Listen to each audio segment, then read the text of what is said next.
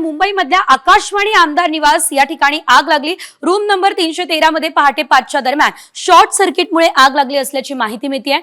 आगीवरती नियंत्रण मिळवण्यात यश आलेलं आहे, मात्र आगीवर वेळीच नियंत्रण मिळवल्यानं मोठा अनर्थ टळला असल्याचं देखील पाहायला मिळत आहे। शॉर्ट सर्किटमुळे आग लागली असा प्राथमिक अंदाज आहे। मुंबईमधल्या आकाशवाणी आमदार निवास या ठिकाणी आग लागली। रूम नंबर 313 मध्ये पहाटे 5च्या दरम्यान शॉर्ट सर्किटमुळे आग लागली असल्याची माहिती मिळते आहे।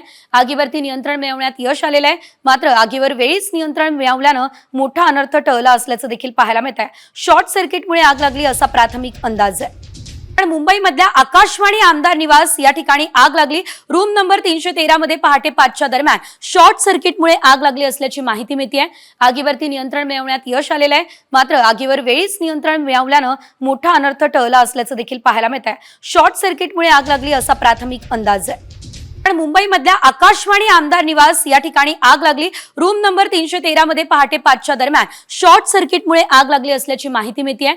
आगीवरती नियंत्रण मिळवण्यात यश आलेलं आहे, मात्र आगीवर वेळीच नियंत्रण मिळवल्यानं मोठा अनर्थ टळला असल्याचं देखील पाहायला मिळत आहे। शॉर्ट सर्किटमुळे आग लागली असा प्राथमिक अंदाज आहे।